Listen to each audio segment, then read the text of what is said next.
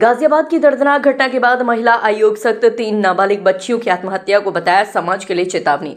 आयोग अध्यक्ष बबीता चौहान ने ऑनलाइन पढ़ाई पर सवाल उठाए। स्कूल को भेजे गए नोटिस मोबाइल से होमवर्क पर रोक की तैयारी। बच्चों के हाथ में मोबाइल को बताया मानसिक सेहत के लिए खतरा। डिजिटल दबाव और ऑनलाइन कंटेंट पर जताई गंभीर चिंता। कहा कोरोना में मजबूरी थी, अब हालात बदल चुके हैं। मोबाइल की लत से बच्चे हो रहे तनाव और अवसाद के शिकार। पढ़ाई के लिए सुरक्षित और वैकल्पिक माध्यम अपनाने पर जोर।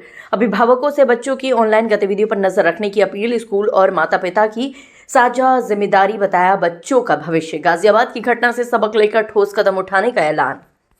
जी बिल्कुल, मैं इस पे पहले से भी बात करती आ रही हूँ लगभग पिछले 1 डेढ़ साल से। लेकिन मैं आपको बताना चाहूँगी कि 3 बहनें एक साथ थी, इसलिए लोगों ने नोटिस किया। बाकी इस तरह से कितने बच्चे आत्महत्या कर लेते हैं कि आपको पता है कि ये एक कोरियन गेम था कोई, उससे पहले एक पबजी चला करता था कि जो बच्चे उसको देख-देख के ही एक टास्क होता था कि जो लास्ट टाइम में वो सुसाइड करने की नौबत आ जाती थी। अपने पैसे इतने लेते थे कि घर के पेरेंट्स के अकाउंट खाली हो जाते थे। तो ये एक बहुत ही कहना चाहिए मुझे 3 बच्चियों का एक साथ जाना बहुत दुखद घटना है। अगर इससे भी समाज नहीं समझता है, पेरेंट्स को समझ नहीं आती तो बहुत ही दुर्भाग्यपूर्ण बात है।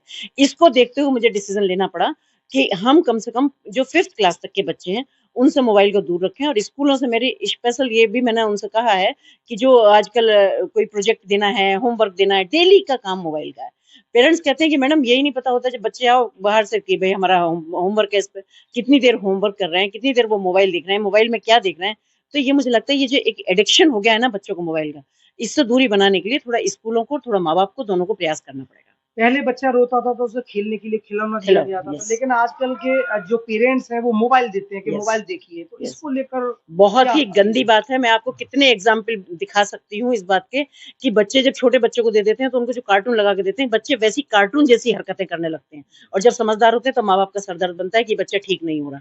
तो मुझे लगता है कि ये माँ-बाप माँओं को स्पेशली समझना चाहिए कि ये मोबाइल इतनी अच्छी चीज़ भी नहीं है कि जो कि परवरिश का एक हिस्सा बन गया बच्चों का।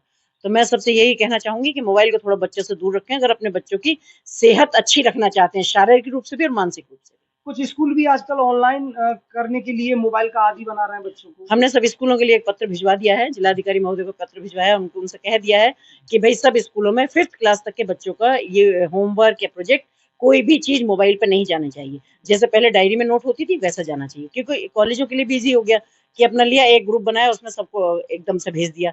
और जब पहले बच्चे स्कूल में डायरी में लिख के लेके आते थे तो टीचर को भी नोट करना पड़ता था कि उसने सही लिखा है या गलत लिखा है। माएँ भी उसको समझ लेती थी, अब मोबाइल पे समझ में ही नहीं आता किसी को। तो मेरा ये कहना है कि 5th क्लास तक हर हालत में मोबाइल पे ये वर्क फ्रॉम होम या ये सिलेबस देना या प्रोजेक्ट देना या होमवर्क देना, ये बिल्कुल खत्म कर देना चाहिए। लंबे समय तक बच्चे जो घर में हैं मोबाइल पर लंबे समय से मोबाइल में गेम खेल रहे हैं, क्या देख रहे हैं, तो इसको लेकर नहीं लगता कि माँ-बाप को इस वजह से बिल्कुल, बिल्कुल, बिल्कुल। मैं तो कहती हूँ कि पहली शुरुआत तो माँ-बाप ही कराते हैं। अगर माँ-बाप भी ये ऑब्जेक्शन कर दें कि हमारा बच्चा मोबाइल इतनी देर रखता है और हम स्कूल से मोबाइल पे नहीं लेंगे, तो क्यों स्कूल कोई देगा? क्योंकि माँ-बाप को भी लगता है ईज़ी। और एक एक बात और मैं बताना चाहूँगी, एक ना एक स्पेस वर्ड सारे परिवारों में आ गया है। तो उसमें क्या होता है कि माँ-बाप को भी स्पेस चाहिए होता है और बच्चों को भी स्पेस चाहिए होता है। अब वो बच्चे उस स्पेस का कैसा गलत इस्तेमाल कर रहे हैं, ये माँ-बाप ध्यान नहीं देते, क्योंकि उनको भी अपना तो ये एक स्पेस वर्ड को खत्म करें और एक सामूहिक परिवार की तरह, भले ही अब बहुत बड़े परिवार नहीं होते, पर माँ-बाप और बच्चे रहते हैं, मुझे लगता है बच्चों को भी थोड़ा माँ-बाप को टाइम देना चाहिए और बच्चों के साथ भी उनका पूछना चाहिए कि यस।